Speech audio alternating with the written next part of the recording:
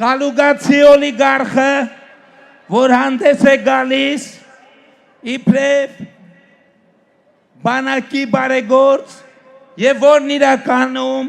զորամասերի վրա ավել հոսանք գրելով թալանել է բանակը և իր տոհմի բոլոր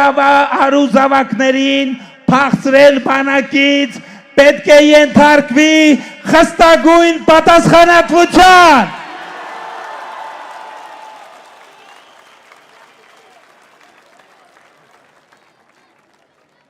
Կալուգացի օլիգարխը պետք է պատասխանատվության ենթարկվի, այդ թվում 300,000 ադրբեջանցիների մասին կեղծ լրտեսական օրակարգը Հայաստանի ներքաղաքական կյանք ներմուծելու համար։